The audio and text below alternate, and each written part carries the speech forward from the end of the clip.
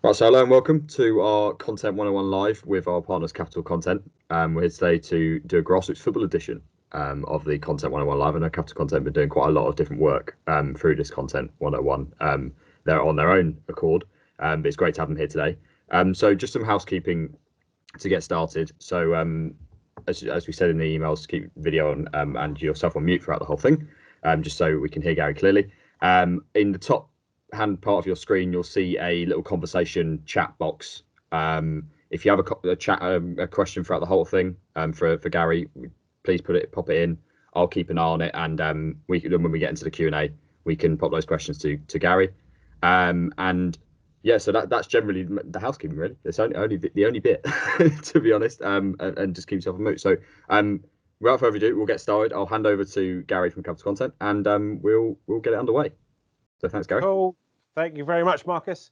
And thank you very much to Surrey for inviting me along. So yeah, today is all about how to create video content and a strategy, but a grassroots football edition. So I'll show you what we're going to go through. So we'll just quickly go through who I am, how to build an overall video content strategy, the essentials you need as a club or an organization to create the content, a few production techniques, how to prioritize all this content that you're going to go out and make tomorrow, the different types of shots, applications, and then if we've got any time at the end, we will go for a Q&A. So a little bit about me. Over the last 10, 15 years, I kind of separate my life into three different sections: my jobs, my career, and my calling. So my jobs, I was a removal man, a real estate agent, and a factory worker, right? All on the same kind of, social ladder there. But in 2008, I set myself a massive goal to be a leader in a creative organisation, and I got relocated by Vodafone out to New Zealand, and I spent 10 years over there. The last couple of years of that 10-year period, I ran a creative agency. And then when I came back to the UK after getting married, I had realised that the NZ were very ahead of the game in terms of video content. So that's where kind of Capital Content came from.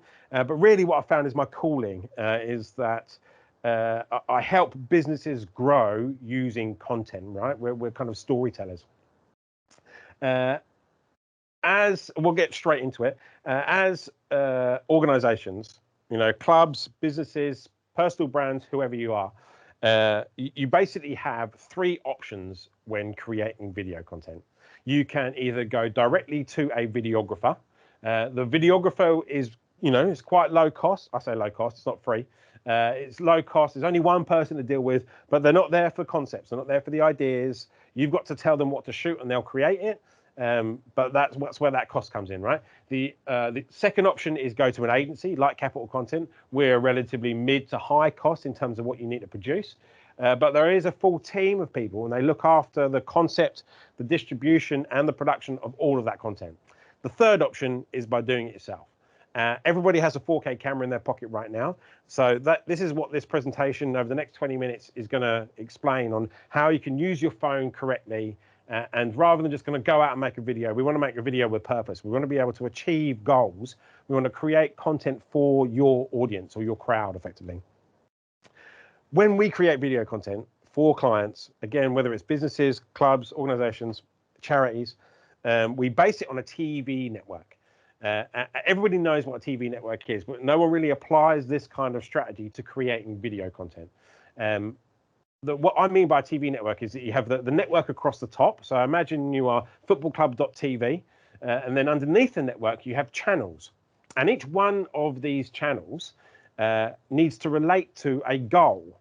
So if you want to raise brand awareness, for example, that is one of your channels. And then within that channel, you have a series, or a season of videos. And then within those seasons, you have episodes. So it's all about episodical content. People want to see new videos every week. We don't just want to see 1 3-minute video every 6 months. Everybody wants to see a quick 60-second video every day, if possible. But it's, sometimes it's a bit too much to try and create. But if you look at the network strategy, we have BBC across the top. BBC One is the channel. Planet Earth is the series, and Jungles is the episode. But if we kind of split that into what that means for your club, so BBC One has a specific demographic, right? Has a specific audience to be able to that watch those programs, and the programs that are on BBC One are relatively commercial-based programs, like EastEnders, for example. But from a club, your objective, I'm assuming, is to generate fans or generate revenue, bring on sponsors, whatever objectives you have from a marketing perspective with your club, business, organization, whatever it might be. That's what your channel of content is, and you need to think up themes of content that fit with that channel, and then underneath that theme, you have different topics. And we'll kind of go into a few different ideas on what clubs can actually do to create content, again, using your mobile phone. But if we give an example of a capital content perspective, capital content being the network right across the top. If at any point you have any questions, obviously drop it in the comments in the chat section. More than happy to answer any questions. Or you can drop me an email. I'm sure the contact details will be passed around by Marcus. So capital content across the top. We have a goal, excuse the pun, of converting leads. If a lead comes in, we want to be able to convert it, but without actually having to contact these people. What we do is we have a season or a series of FAQs. So lots of different videos sit under the FAQ section, and a particular episode or a particular topic within that series is how to make a payment. And this allows us to not only have a host of content on our website, but also proactively push out these bits of content. And what that does, every piece of content that we create relates to a goal. It relates to an objective. We're not just making a video for the sake of making videos. Everything is structured based on this TV network strategy. Hopefully it all makes sense. Now, what I've kind of done is I've had to think about how or what essential channels, like the 3 minimum channels that any club should really have. You guys don't necessarily have goals as such, that's similar to a business. But what I've kind of looked at is really there's 3 levels of content or 3 channels of content that you can create. You have that network across the top, so clubname.tv, but then you have these 3 channels of content. The highlights, that's what everybody wants to see. That's your generic first thought when creating content, right? Then we have at team level, what I call behind the badge, and then player spotlight is at player level. So now what we're doing is we're breaking down highlights, which everybody wants to do, create, see. That's what your audience wants to see, because at the moment we're not able to go and see matches, right? Then we want to be able to come down a level and create content at team level. And then within the team, you're actually able to break that down into per player level. And if you really are forward thinking or commercially minded, you can sell seasons of content to a sponsor. You might be able to get your local Domino's, whatever it might be, to present the player spotlight, and we'll come to a few ideas in a minute, actually. Highlights, 100%, you may know this already, VO are the company to go to create highlights. And that is just a small part of what they actually do. I think it's veo.co, veo.co, to go and look at the website. The cost of this platform is far outweighed by the value in what you actually get. You can, again, Marcus might be able to kind of brief a little bit more on that, but it can, not only can it give you highlights auto-generated, you can go into analysis. It works across football, anything, you just put the camera up. People can dial in and watch online if you wanted to. Player cams, the whole kit and caboodle. In fact, you can see you can see the whole game. You don't need to keep panning the camera left and right. You can see it at all times. So from a highlights perspective, which what everybody wants, but you want to spend the least amount of time possible, because it's not that engaging. Maybe at grassroots level, do people really want to see it? Are you getting lots of views on your highlights? If you are, great. If not, definitely invest in VO, because it's going to really make it easy for you. Now we're looking at team level. This is the content that you can create or should be creating at team level, and we'll just run through these ideas. What I feel is the team talk, right? That 5 minutes before the team goes on the pitch, at Premier League level, no one sees that, no one hears that. And I think at grassroots level, you're in a unique situation where you're actually able to post that kind of stuff. You can put it behind a private group so only fans can view it if you're precious about it, which absolutely may be. But I think you're able to record that team talk, quick 5 minutes, upload it into the group, boom. You've got some insight there at team level that people don't normally get to see. Training, what I mean by that is that it doesn't have to be game day footage. You've got all that highlight, you've got all the highlights, but why not actually get some footage about training, or I don't know, someone hurting themselves or kicking from a corner kick or whatever. And again, Marcus will say this, but there's a company called Bunch of Amateurs that are creating content for a few teams around the country, where they actually go away and they actually follow the team. That is a bit higher cost because there is a production company that's kind of creating that content, but you can find a sponsor to help finance that content, because you're really going to get some engagement out there, because you're seeing stuff that generally viewers don't normally get to see. A nice easy one is crowd score prediction. I think right before a game, and this is obviously when people are allowed to kind of be pitch side, right before a game, just go and get your phone, walk past the crowd on the edge of the field and ask them what the score is. I think, or get them, post a video, say, hey, what's your score? Post it on our Instagram, hashtag whatever it might be. But these are all snippet videos that aren't highlights, that aren't super goals. I think it's really easy to create these little 30-second videos with your phone, not too much effort. It's super easy to do, right? And then the last one, and this is definitely during a COVID era, live halftime punditry. You might be streaming your game online. If you're totally ahead of the curve.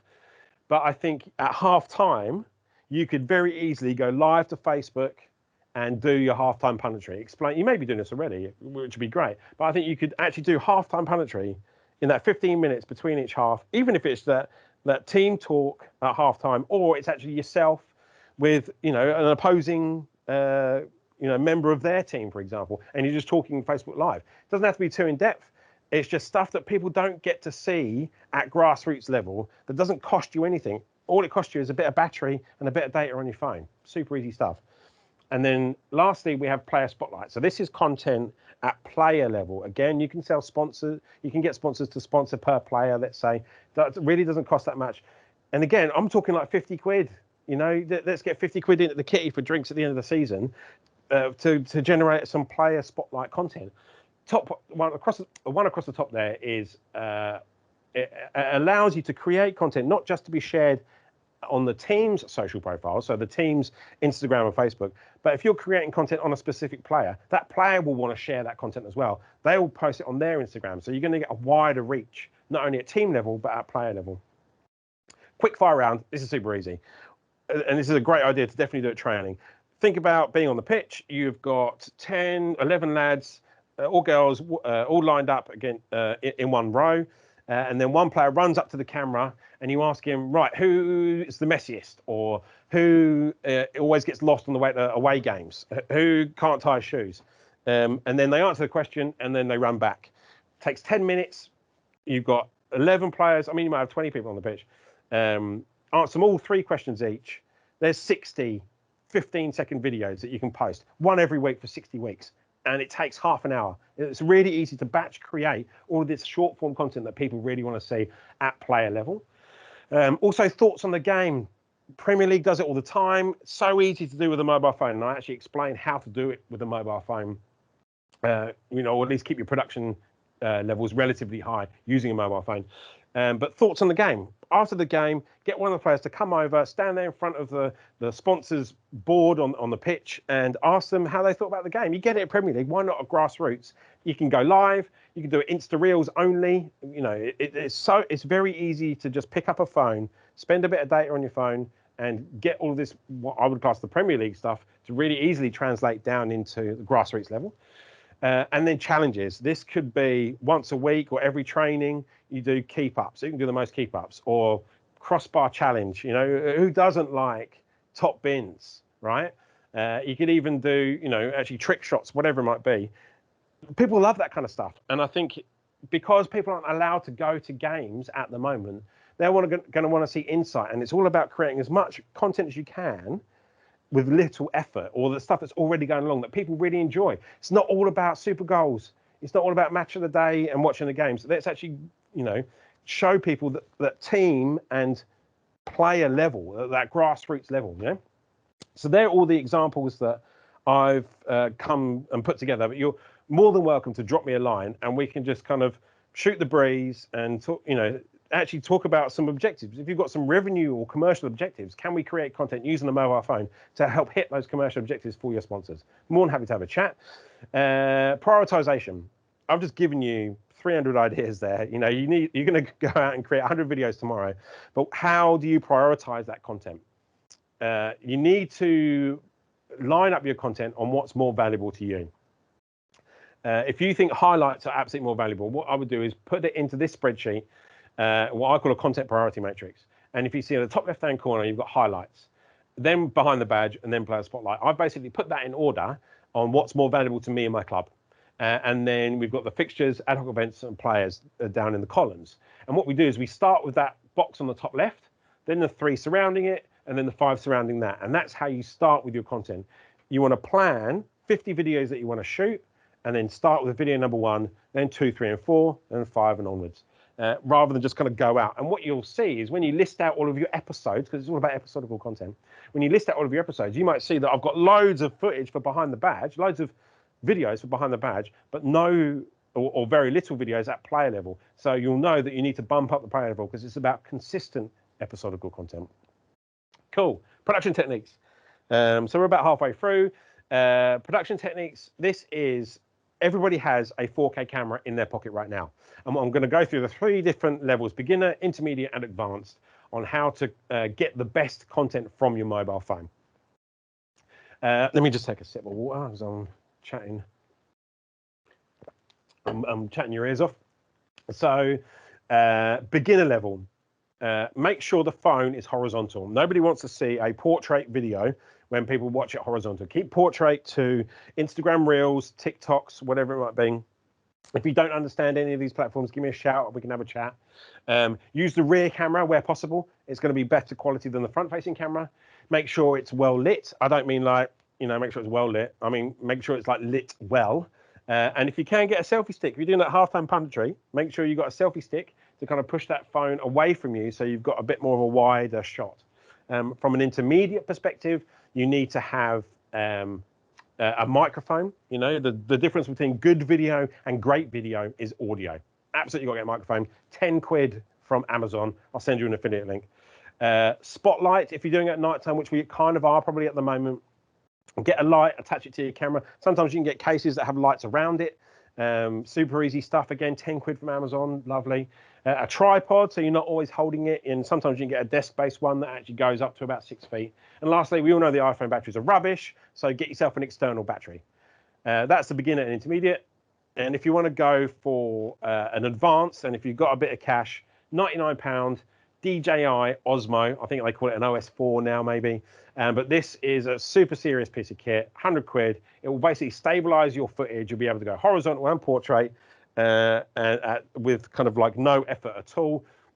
It will look like you've got a production company holding the phone for you. It's honestly, definitely Google that. If you've got £100 in the kitty, treat yourself.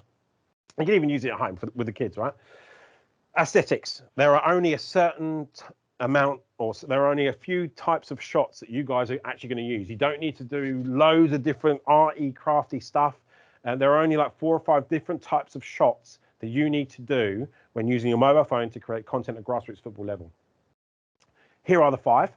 You've got interviews, B-roll, time-lapse, hyperlapse, slow motion. I mean, the first 2, absolutely, that you're going to use those every day.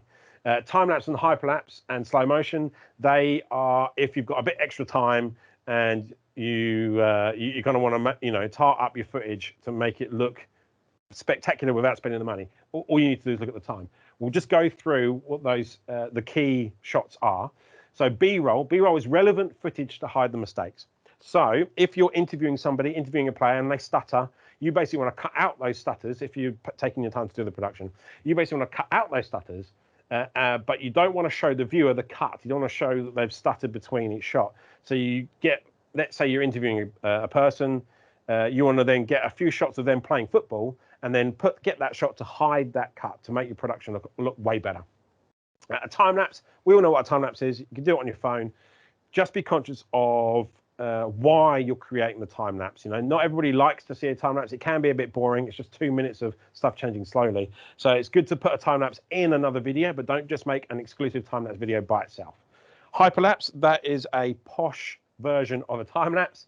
It's basically if you were to walk towards your subject and create a time lapse, that is a hyperlapse. It looks really cool. Again, only use it when you put it in another video. Don't make an exclusive hyperlapse video because it's relatively boring.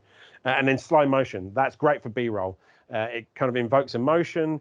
It's definitely slow-mo. We all know there's slow-mo goals to put over the mistakes that you make in the interview that you're going to cut out. So they're kind of like the simple shots that everybody takes. Applications. Once you've gone out and shot all of this video content, you've got your shots ready, you've got your strategy together, you've got your players to answer all the questions. You get home and go, mate, I've just filled up my iPhone 128 gig and I've got no room to take photos of my kids. I need to get it off the phone and actually edit the footage. So we've got some apps that we're going to use. The three key ones that I would use at kind of consumer or grassroots or free level is iMovie. It's as long as you've got in your head the idea around scissors, glue, then it's going to be very easy to cut up the footage that you create using your mobile phone or iPad or even a Mac, or I don't know if they do it for PC. Spark Post, that is an Adobe app, and that's really easy to kind of make square cut images. If you're taking photos, Spark Post, absolutely, you can brand it. You can upload your logo on the first day, and then every image that you create, the logo is already stamped into it. So great for branding. And then Adobe Rush. Adobe Rush sits in between iMovie and the Pro Adobe Creative Cloud professional stuff. So Adobe Rush is kind of like the watered down version of the Pro apps that we use. It's going to cost you like 10 quid to buy that app. But again, I think you would start at iMovie. If you feel that you're being restricted, move up to Adobe Rush. It's a tenner. It's the Creative Cloud stuff that we use, mate, I probably spend £1,500 a year, not just one off, a year on the apps that we use here. So they're kind of all the apps that we use. Getting close towards the end now. We have got two websites that I want to talk to you about, Artlist and Rev. Artlist is all about music, artlist.io. You can't put popular music over your videos. I did that once in my old agency back in NZ, and I got a phone call from the record label saying they were going to fine me 100 grand. Quickly took that video down. Artlist.io, I think it's 150 US per year. That gives you copyright-free music to put over any of your videos. You download 3 minutes, they've got like 10,000 songs. If you're making a lot of content, you need a lot of music, and there's no point paying 50 quid for every track that you download. 150 quid a year, access to every song, brilliant. Rev.com is all about subtitles. I think 85% of all video content is watched on mute. So if you can put subtitles on there, people are going to watch for longer. You're going to get better engagement on your videos. And it's also about accessibility. I think up until a couple of years ago, sustainability was this thing that everybody wanted to try and get right. You kind of stood out amongst the crowd if you were highlight the fact that you were a sustainable organization or a sustainable club, paper free, whatever it might be. That is now longer a nice to have. It's a necessity. If you're not sustainable, or if you don't show your ethical side, then you're drowning, right? The next stage is accessibility. So if you can appeal or create content for the deaf or hard of hearing using subtitles, again, you're going to be ahead of the game in terms of getting a moral competitor against other clubs, right? Cool, we're almost at the end here. Hopefully we've got some questions. Get them in there. You can also go to capitalcontent.co/content101. We've just launched like a more in-depth, less fast-paced training session on everything. It's way more in depth. It's not specifically focused around grassroots football, but it does kind of explain everything that I've done way more in depth, and you can pause, you can turn me down because I talk too much. But really, a lot of people ask me, where do I put my content? Do I put it on Facebook or do I put it on YouTube? The answer is both, but for two different reasons. You put it on Facebook for the proactive approach, right? You want to, everybody's on social, you push the content to the viewer, and that influences the search. YouTube is the second biggest search engine, right? So you push out short form content over social media, Facebook, Instagram, Twitter, with a call to action to say watch the longer form video on our website, and that's where you upload your videos onto YouTube and embed those YouTube videos onto your club's website, right?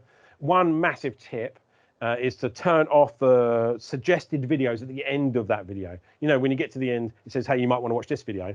What might happen is another club or a competitor might rock up their video might turn up on that suggested video, and people will be watching competitor videos on your website. It's probably more so for businesses and personal brands, less so for clubs, but that's an option that I always tell people to turn off.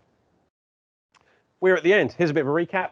So from an organization or grassroots football club, look at yourselves like a media company, a TV network. You know, you're the network across the top, and you have the channels, series, and episodes. You know, really structure your content. Don't just go out, shoot a video, highlights, throw it up. No one's going to engage with it. Make sure you have those specific DIY rules. Phone horizontal, make sure it's lit well. Good video, great video is audio. And then a content priority matrix. Don't get scared when you think, mate, Gary's been banging on about creating 100 videos tomorrow. Where do I start? Get that content priority matrix, put it all down in the spreadsheet, and there you go. So that is it. That's the presentation. Thank you very much for listening.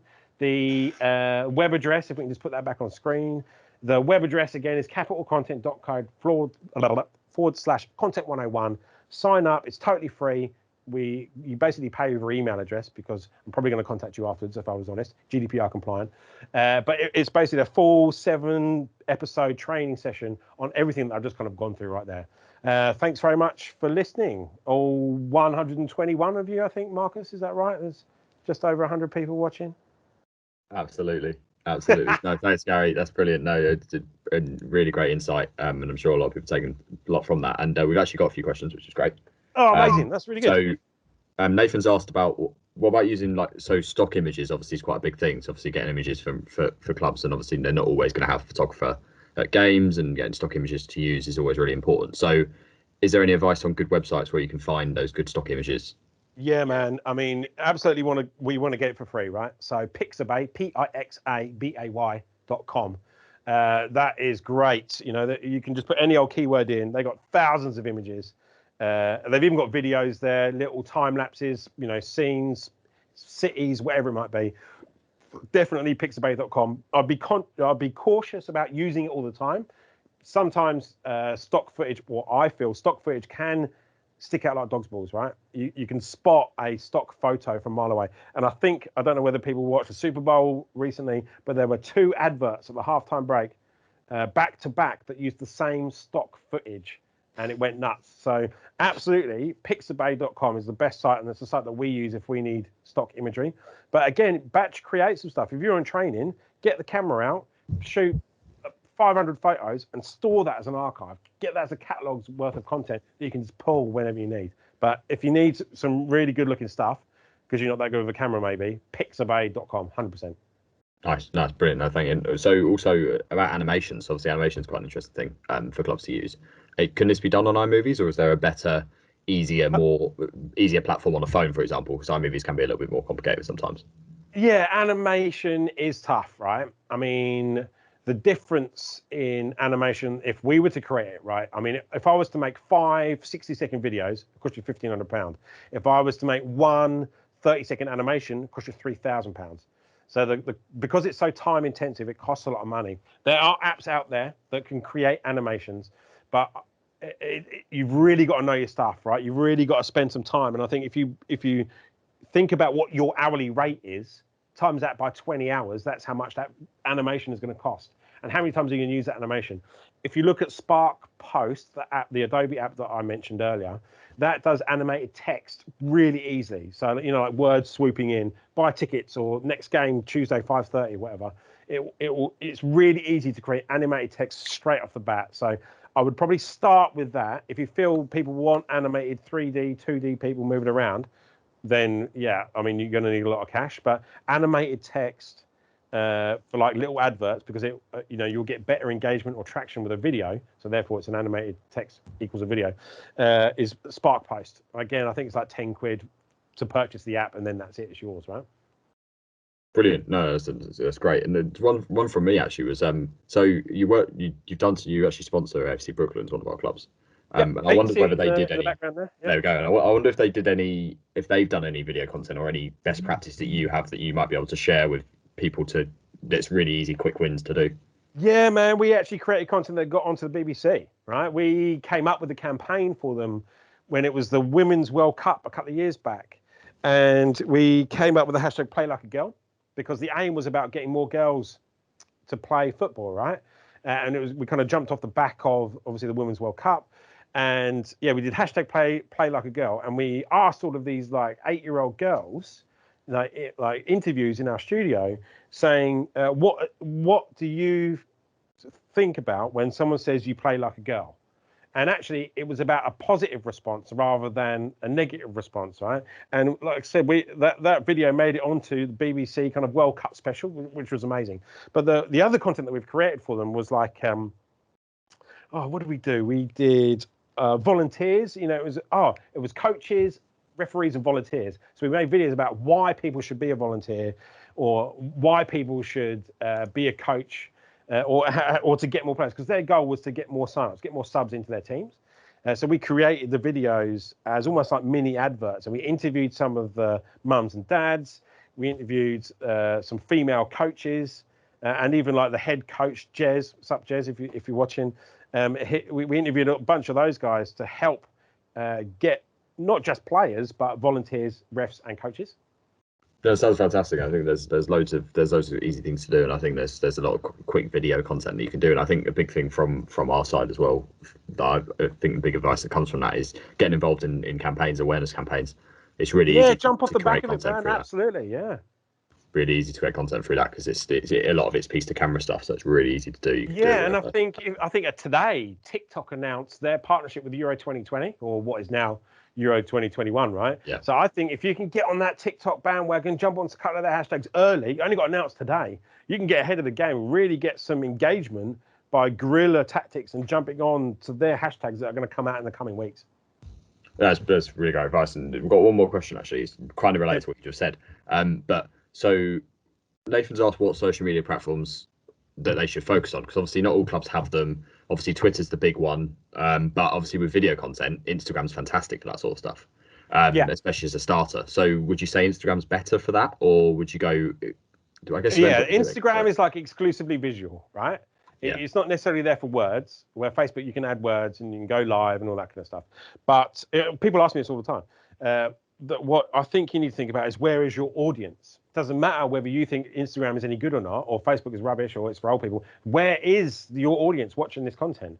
I think if at a player level, because they're going to be kids, right, or young people, definitely want Insta, definitely want TikTok. I think if you want to just focus everything, not to have loads of stuff, focus on Instagram. And as a cheat, when you upload to Instagram, maybe you can say also upload to Facebook at the same time. I'm not a massive fan of that, but if you're short of time and short of content, definitely do that. If you're going to focus on a single platform, Instagram, because you can do all different types of content there. But if you're going to go live, I'd suggest Facebook. That's really helpful, and it's really interesting to hear your points on that. I've actually got another question, but my screen is frozen. There we go, one more.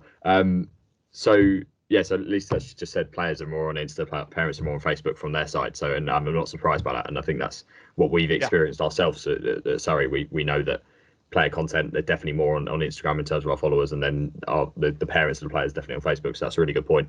And I think it's trying to find the right content for the right people, I think, as well. That's right. Obviously, I mean, we've done so many different things that have been great on all platforms, but I think there's certain things that just work on Facebook, just work on Instagram. So I think it's trying to, aside from what Guy said, but their content one-on-one stuff, even more stuff on the internet. My biggest advice really for me would be just search up what content works on what. Ask your audience as well. Post out what videos do you want to see, kind of stuff. It's just another piece of content that you can post out.